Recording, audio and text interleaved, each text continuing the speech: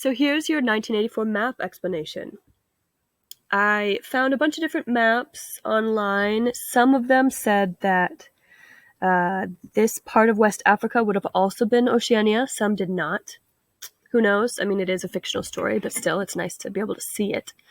So, red stuff, Oceania, everything takes place here on Airstrip 1. As you see, Sweden would be part of Eurasia, that superstate that Oceania is sometimes at war with, sometimes allied with. This green-blue one would be East Asia, and then this yellow stuff, approximately, would be contested areas. Now let's discuss the black and white map. So I found a good article that had this map. Anyway, how to tell two truths with one map. All maps tell lies, but this one does it better than most. We expect maps to tell us the truth. That is their eternal promise. But maps can't help lying to us. That is their original sin. To be more precise, the map's lie, or sin, is one of omission. What they leave out. They show us just one version of the truth, carefully edited by the cartographer, by the map drawer. It's the same in Swedish. All right, so if you look at your map, ignore this sideways part for now. You see the horizontal bits?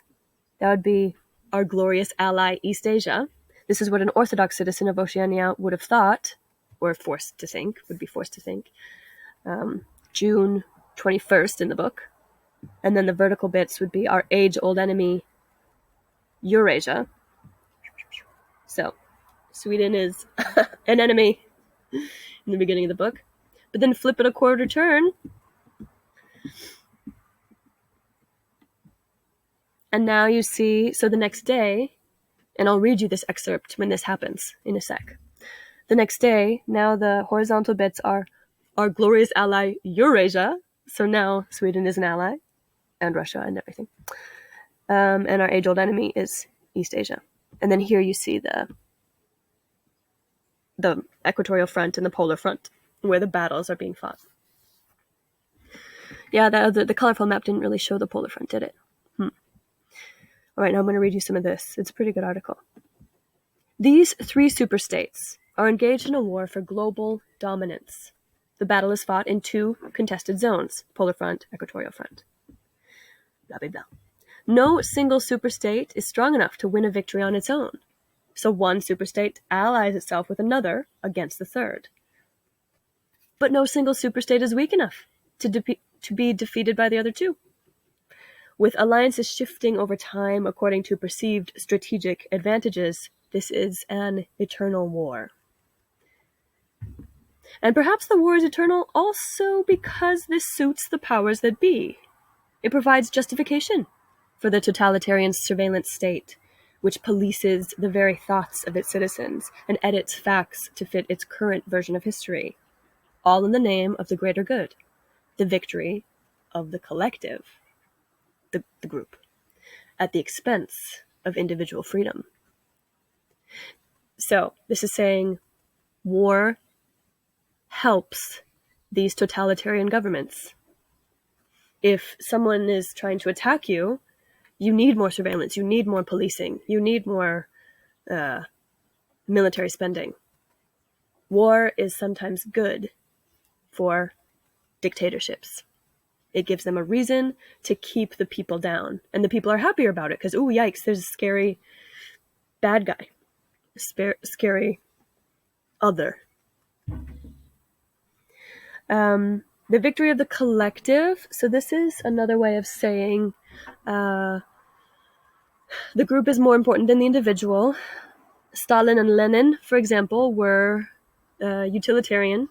So that's a philosophy that says, let's do the greatest amount of good for the greatest number of people. So it ignores the individual and says, whatever does the greatest good for the greatest number of people is best. We can go into that at another time. Well, we'll go into the parallels with the Soviet Union during another lesson. I find that fascinating. The citizens of Airstrip 1 know that to survive, they must obey the state. And the best way to do that is to believe the lies it tells them. If Big Brother tells you 2 + 2 = 5, then it does. If you want to survive. Or, if one of his lieutenants suddenly announces that your enemy is now your ally, and vice versa. Alright, so this excerpt is from Part 2, Chapter 9. It's very interesting. On a scarlet draped platform, an orator of the inner party, in other words, a speaker, a small, lean man with disproportionately long arms and a large, bald skull, over which a few lank locks straggled, was haranguing the crowd, a little Rumpelstiltskin figure, contorted with hatred. He gripped the neck of the microphone with one hand, while the other, enormous at the end of a bony arm, clawed the air menacingly above his head. His voice, made metallic by the amplifiers, the speakers, boomed forth an endless catalogue of atrocities, massacres, deportations, lootings, rapings, torture of prisoners, bombing of civilians, lying propaganda, unjust aggressions, broken treaties. It was almost impossible to listen to him without being first convinced and then maddened. At every few moments, the fury of the crowd boiled over, and the voice of the speaker was drowned by a wild, beast-like roaring that rose uncontrollably from thousands of throats. The most savage yells of all came from the school children. The speech had been proceeding for perhaps 20 minutes when, this part's crazy, a messenger hurried onto the platform and a scrap of paper was slipped into the speaker's hand. He unrolled and read it without pausing his speech. Nothing altered in his voice or manner or in the content of what he was saying, but suddenly the names were different. Without words said, a wave of understanding rippled through the crowd. Aha! Oceania was at war with Eastasia. So suddenly, all these people have to believe we're at war with Eastasia and always have been. Okay, so then this starts something happening. The next moment, there was a tremendous commotion. The banners and posters with which the square was decorated were all wrong. Quite half of them had the wrong faces on them. It was sabotage. The agents of Goldstein had been at work. Remember, Goldstein is the bad guy? Orwell actually fashioned him a bit after Trotsky, the real guy, Trotsky. We'll talk more about him another lesson. There was a riotous interlude while posters were ripped from the walls, banners were torn to shreds and trampled underfoot. The spies, the little kids, performed prodigies of activity in clambering over the rooftops and cutting the streamers that fluttered from the chimneys. But within 2 or 3 minutes, it was all over. The orator, still gripping the neck of the microphone, his shoulders hunched forward, his free hand clawing at the air, had gone straight on with his speech. 1 minute more, and the feral roars of rage were again bursting from the crowd. Feral would be like wild. The hate continued exactly as before, except that the target had been changed. Oceania was not, after all, at war with Eurasia.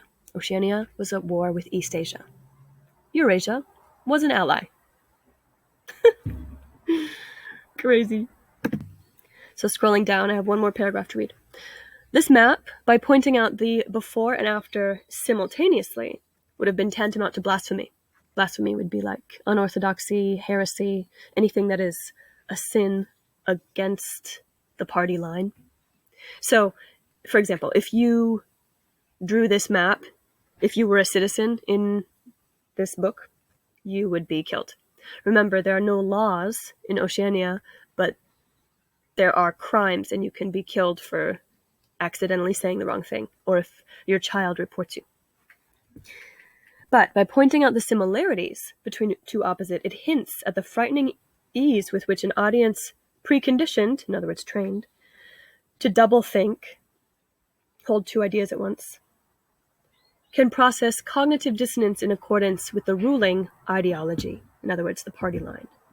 Cognitive dissonance, sorry, there were a lot of big words there, but cognitive dissonance is a psychological term that entails the discomfort you feel when you hold two conflicting beliefs at the same time. But we'll go more into that. Don't let me forget, as we go into doublethink, don't let me forget to, I'll probably find a good video. I'll show you a good video on cognitive dissonance to explain it in the realm of psychology. So hopefully having these maps will help you picture what's going on globally in this book that you're reading.